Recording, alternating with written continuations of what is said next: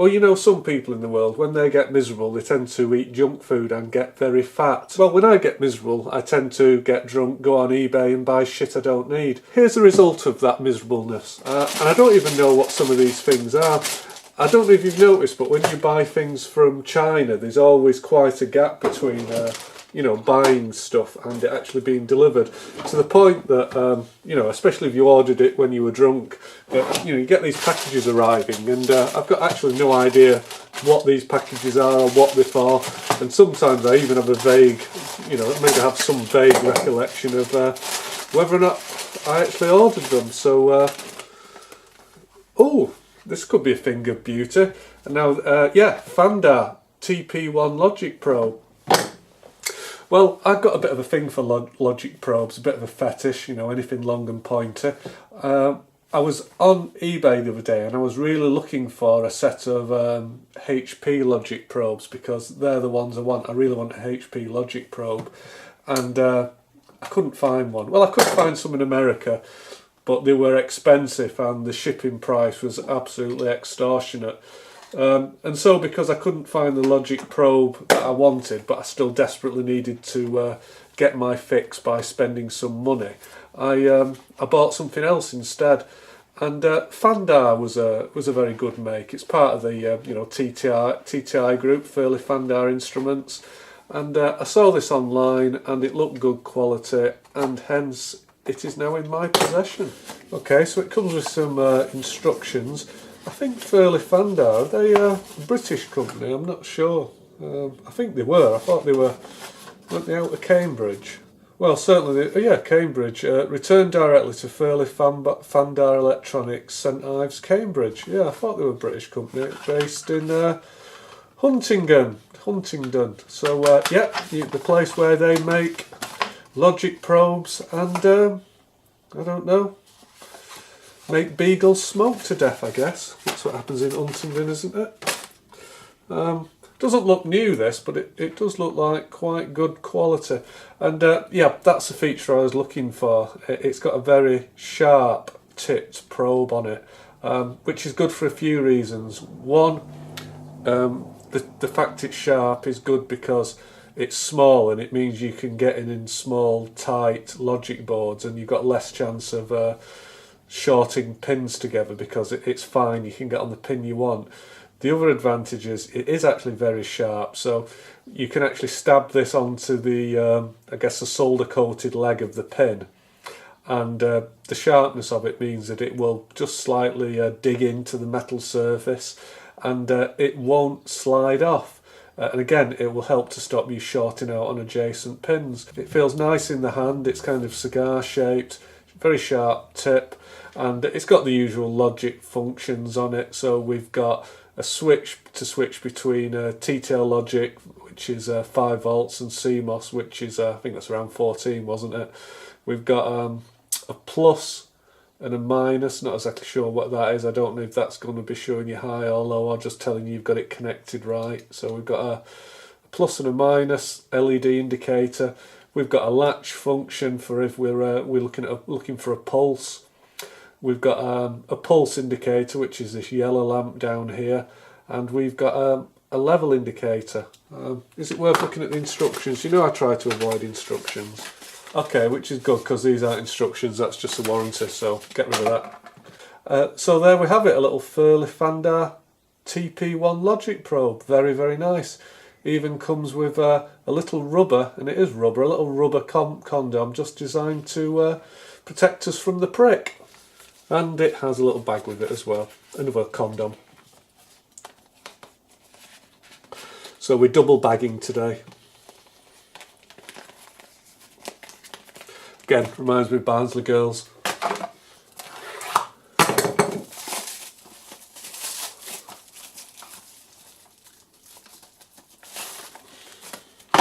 Another logic probe, this one RS branded.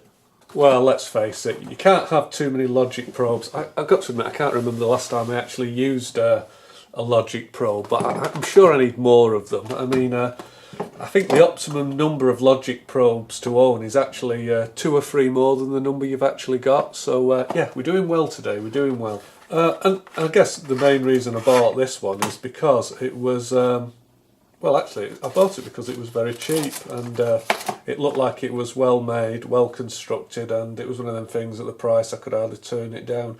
Alright, so it says logic probe on the box, but what we appear to have is a logic pulsar. And yeah, some memory is coming back now of you know, the alcohol stupor in which I purchased this in. What it was is I've actually got a logic pulsar. It's a very old one, and I think it was made by Tandy. I forget. Oh, somebody remind me what the what Tandy used to brand their electronics equipment, their test gear as in the UK.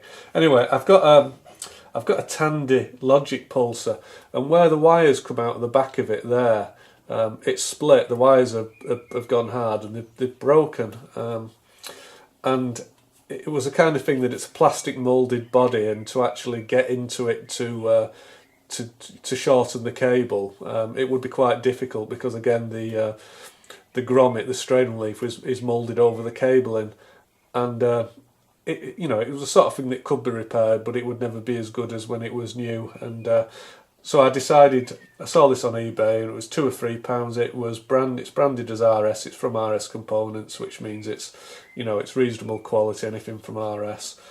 So what this does is, well, it injects high or low logic pulses into your circuit, and then you can try to detect those pulses at your logic chips, maybe using a logic probe, or you can see if the IC which you are probing, you can see if it responds to the logic pulses.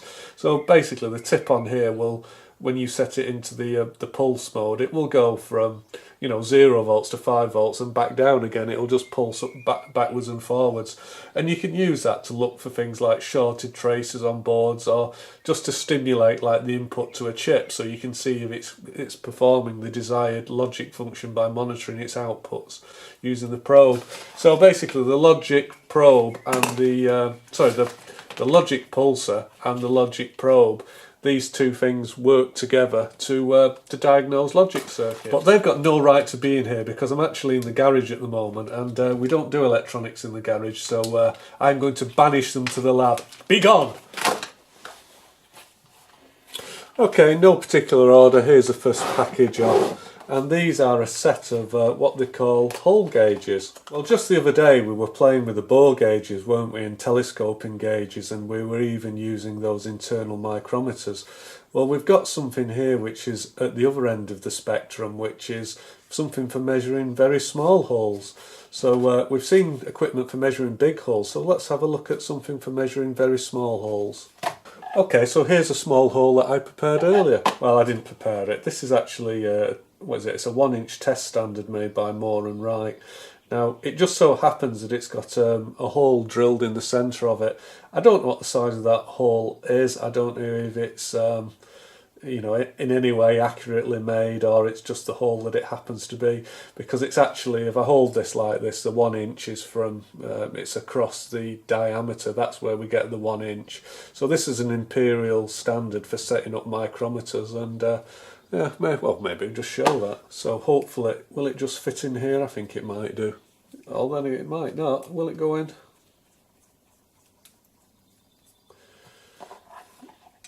Oh yeah, we should just about do it.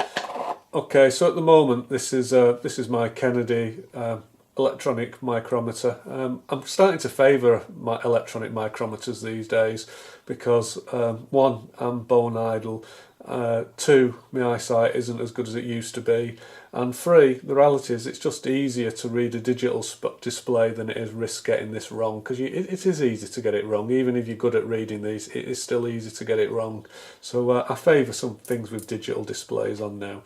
And the other big advantage of a digital micrometer on it is that, see, we've got an inch and a millimetre setting there, so it just means that I can very easily change between inches and millimetres. So at the moment it's set to inches. I just press the button and now it's reading in millimetres.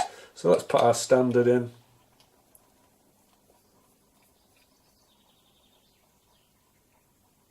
Okay, so looking at that, we've got 1.0003. So that's 3/10 of a thousandth over 1 inch. So with this standard is a 1 inch standard. I think that I got that right, didn't I? Come on, you old boys, shout out if I've measured it wrong. Anyway, we're not at all interested in that outside diameter, so measuring that was totally pointless. Now these tools come in a little set, and depending on the size of the hole you want to measure, you select the appropriate tool. So we've got one 3 to 5 mil, 6 to 7 mil, 7.5 to 10 mil, 10 mil to 13 mil. So we go from 3 mil to 13 mil. So we've got a 10 mil range there. And if you are trying to measure a small hole, you need a small tool. And if you have a big hole, well, it tends to work better if you have a bigger tool. So what this hole gauge consists of, we've actually got like a bulbous spherical end, and it's joined onto a rod, but you can kind of see it's split in two halves. So you've almost got, imagine you get 2 tablespoons and put them back to back, you kind of have this bulbous end, and then the handles would be split, the 2 handles would be split down the middle. So if I just squeeze the handles together, can you see that the bulbous end comes together slightly? Just remove something from this tool, and what that is there's a little central section that goes through the middle, and it's got a wedge on it, and that wedge goes between the 2 spheres, and when you tighten up the screw it pulls the wedge between these 2 spheres, and it opens them up. So here's the threaded section, and it's got this cone shaped wedge on it. We're going to drop that down there. And there's basically a little handle at this end which has got a nut inside it, and it engages on this screw thread here. So when we tighten up or twist this handle, you see it pulls the wedge down, and it pulls them between the 2 spheres. It pulls them between this bulbous end, and it spreads them wide. So hopefully you can see when I turn the screw thread and wind the cone-shaped wedge into the end, it opens the tool out, and then when I turn it the other way, the wedge is forced out, and the 2 ends move back together. So we've got a couple of tools we could choose from here. We've got the big one, which is too big, it won't close up enough to go in our hole, and we've got a smaller tool which will fit into our hole. In fact, maybe it's easy to put this down and do it, so I'm going to put that in there like that, and going to reach around, and I'm screwing the back collar of the tool, and it's pulling that wedge in, and these side parts are going to make contact with the bore. And this is another of those tools that's all about the feel of it. So when I put the tool in and pull it out again, I can just feel a little bit of drag, slight drag on the side walls. So I think I've opened these 2 parts up now so that they contact the bore. Now I've taken this out, these 2 side pieces have opened out, and they should be the same size as the bore, or close to it. Now of course these hole gauges don't actually directly measure the hole. What we have to do is we have to transfer the measurement to a micrometer. So I'm just doing that now.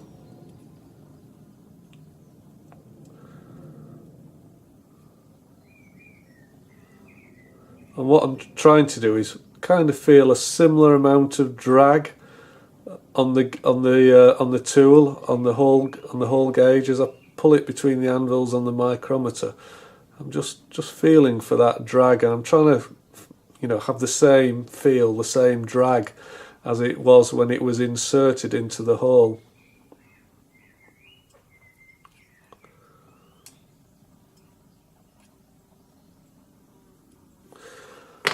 And I'm getting a measurement there of 300 thou, or 0.3 of an inch. Is that a number that you Imperial guys would recognise? Like I say, this is the whole thing about Imperial. Somebody will say, well, that's 3/32 of a something or other, or I don't know, 1/16 of half a brown squirrel. I mean, Imperial measurements are just total nonsense, and you know, 13/17 of a it's just rubbish, isn't it? Yeah, total nonsense. So does that number mean anything to anybody in Imperial? I'm just kind of wondering if, you know, they obviously, Moore and Wright, when they made this bore gauge, they probably drilled this hole with something, and they probably did drill it to a particular size. So, you know, what were they aiming for? Let's have a look at that in metric, so we can just press the button. And what does that say? So in metric, which is obviously much more sensible, that's 7.81 millimeters. 7.81 millimeters. So we go back to our imperial measurement, and we get 0.3 inches. So there you have it, my quick and dirty explanation of how to use hole gauges. And not suitable for girls from Barnsley.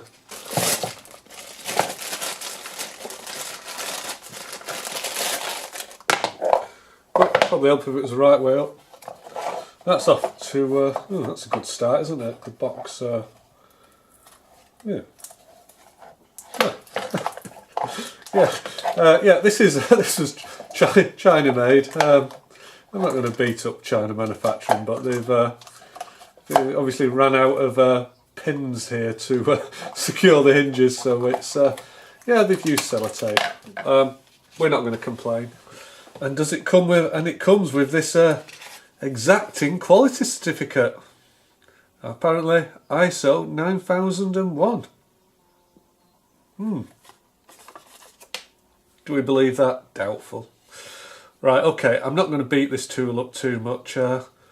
First impressions is it looks quite nice, and because it's just been shipped from China, it is covered in this, you know, protective smoo. So we've got another micrometer anyway, and what we've got here is it's another internal micrometer. So this one takes the measurement between the two anvils here. I'm just closing it up there, and yeah, first impressions is I quite like this. Shipped from China, this cost £8, which I don't know. To me, that just defeats all kind of logic of how you can manufacture a precise measuring tool and ship it all the way from China for £8. How is that achievable? I've got no idea. And it does feel quite nice to hold in the hand. It's got a nice, nice clicking thimble there, so that when you close it up, it clicks. Very nice. Feels a little bit rough. There's obviously a screw thread inside here. And I don't think it's a screw thread that feels rough. I think as I turn it, I think the, I don't know if you call that a bezel, it feels as though this ring here is catching somehow on these graduations here. I can feel like a vibration, like almost like a click, click, click, click, click. And I think maybe these marks, I'm wondering if they're machined in or rolled in. It just feels as though it's catching, as I turn it, it feels as though it's catching on the on that central datum line there. I don't know, but yeah, on the whole. So how can they make a fine instrument like this for £8? Well, I guess the question is it a fine measuring instrument? Find out, won't we? So let's try and set up a measurement and try it. So it looks like this can measure up to I don't know, what can it measure? Oh, it can measure, the smallest thing it can measure is obviously when these anvils are close together. So let's see what the smallest thing is it can measure.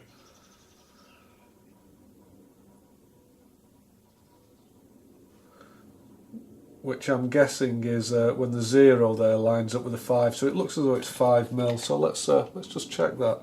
Now I'm afraid this is going to be far from a precision test, but it'll give us an idea, won't it? So in theory, this should be on the 5mm region.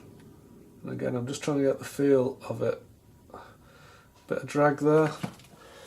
And, well, what can you say? So our first measurement there should have been 5mm, and we're getting 5.001mm. So there's nothing wrong with that, is there? I wonder if we can just try measuring it at the other extreme, which would be, it would be 30mm. So let's try 30mm measurement on here. A little bit fiddly, mainly because of the way I'm holding it, or not. So that came up 30.026. So for a tool costing £8, I'm thrilled. There's absolutely nothing wrong with that. That's a perfectly functional external micrometer to be had for £8. This has got my all the gear, no idea seal of approval. So there you go, for £8 you get a very usable external micrometer and one crappy box. Crap. Well, I just happened to be in Halifax the other day, and there's a machine tool shop there, and they're called RDG Tools. I don't have any affiliation with the company, but whenever I'm in Halifax, which isn't that frequently, maybe a couple of times a year when I'm passing there for some reason, I always go in and stock up on various machining things and parts that I need. Although I think they also advertise on Amazon, and you can also buy, they have their own shop, online shop, and they also, I think, put stuff on eBay as well. So you can buy this, there's a variety of ways you can buy this equipment. So what I wanted was a boring head that would actually fit my R8 spindle machine, so this is what I bought.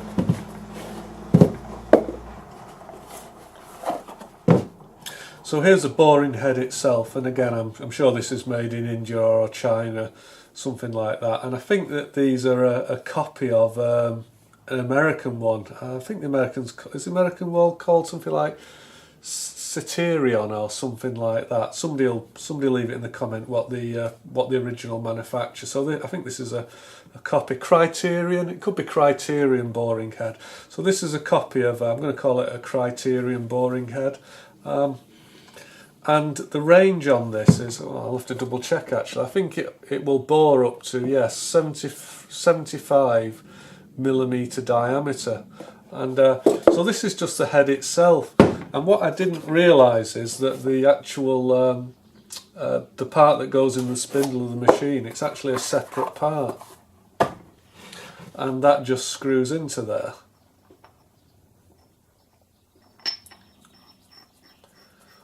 Like that, and when we assemble these parts together, they make up the full boring head. So here's my old boring head, and I didn't know that actually unscrewed from there, so I can take that off.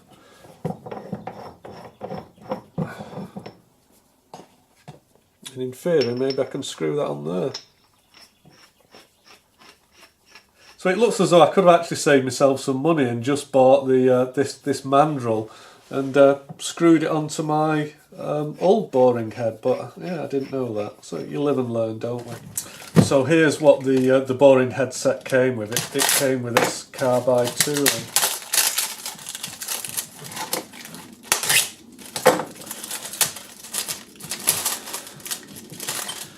And again, it's covered in smoo. So here's what they call a boring bar, and this is a carbide tip, and that carbide tip it's actually brazed, so you can see the gold coloured material there. That's actually brazed, so the carbide, which is very hard, is brazed onto this steel boring bar. But the problem with carbide is, I've got to admit, these actually feel okay, but usually cheap carbide is blunt and it just doesn't cut well on low powered machines. I always find that high speed steel generally works better for me because it's sharp, and if your machine hasn't got a lot of power, it hasn't got the power to put blunt tooling through the work, whereas high speed steel tooling, if it's correctly sharp, it's a lot sharper than carbide is. So what I may do is I may buy some indexable expensive carbide tooling to use with this boring head. So I'm not going to give you a big explanation of how a boring head works. I'll probably make another video when I test this for the first time, because it'll be interesting for me to play with it as well. So depending on how wide, how big a diameter of hole you want to bore out, you can install the boring head in a few different places. So if it's a relatively small hole, you install the boring bar in this middle hole, and when you spin the boring head round, it will cut a hole which is pretty much just the same diameter as, you know, the end of the tool here. But for example, if you want to cut a much wider hole, say that wide, you could install the boring bar in this position, and now it's tracing a bigger circle than it is in the middle. Now the next cunning part is, if we want to cut a bigger hole still, this top part here can be slid out. So we put a tool in there and we will wind it out. Wind, wind, wind. Can you see it moving out? So now that tool's moved out considerably from where it was near the centre. So now when we rotate the boring head, because the tool is stuck out to one side, again it's going to cut now a really much bigger hole, bigger and bigger and bigger. We can install it that way around, and now it's going to cut an absolutely ginormous bore. Now I think at some point in the future we'll do a full review on this boring head, and I'll show you how to use one. I'll show you how to use one to the best of my ability, because it's fair to say that I haven't had a lot of luck using boring heads in the past. They tend to be a little bit finicky, and I think that some of these fairly low cost ones aren't particularly good. There's a lot of people who slate these on YouTube, and I've not had particularly good results with them. But you know, these, I think this was, I don't know if I've written the cost down. Oh, I have here. So the whole cost of this set with the cutting tools was £105. Well, I think the cost of the Criterion boring head, which I think is made in America, is no doubt a beautiful tool, but I think that they're you know, they're like £600. So you've got the option to pay £100 or £600, and for a tool that I'm probably only going to be using once a year maybe, or you know, I'm not a professional user, I can't really justify paying £600, but I can kind of just about justify paying £105. So that's what I've done, and we'll have to see if it works okay. Dum da dum da dum da dum da dum. I was walking around the tool shop, and I found these. They had a table of like old stuff and equipment that they pick up and salvage from clear outs and things like that. So I picked these up because I've been wanting a pair of dividing calipers like this for a while. These are really useful for you know, scribing out circles and for marking out bolt centres and things like that. Really useful bit of kit. And I've been making do for years using my old GCSE school compass, and it wasn't perfect. So I've been on the lookout for a pair of calipers. So I found these in a box of junk, and they were a little bit rusty and crappy looking. So I thought, oh, I'll get these for like a couple of quid. So I came to check out, and yeah, the robbing bastards charged me a tenner for these. So being a tight Yorkshireman, I was somewhat aggrieved at having to pay £10 for these. But having said that and slept on it, these are made by Cooper & Sons Limited, and they were manufactured in Sheffield. So if these were manufactured in Sheffield, they're going to be good. There's no doubt about it. But I don't recognise that name, Cooper & Sons. Now, on the top here, we've got a crown, and we've got the letters AM. Now, I could be completely wrong, but I'm thinking that AM may stand for Air Ministry. So were these made for like the RAF or something? So as well as the crown symbol, we've also got a date on them, which is 1942. So I'm guessing that these were made for the Air Ministry in 1942. So if anybody out there recognises the crown symbol and the A.M, can you confirm, does that mean Air Ministry? I'd be interested to know that. A simple tool, but I don't know, it's difficult to describe. Sometimes when a tool is right and it just fits in the hand and it just works right, it just exudes quality, you know, for such a simple thing. I'm totally chuffed. I mean, 1942, it's not going to wear out. It's going to see me out, and perhaps, well, if I had kids, it'd see them out as well. This is a sort of tool that is just going to last forever. There's nothing to go wrong with it. And it just works absolutely beautifully.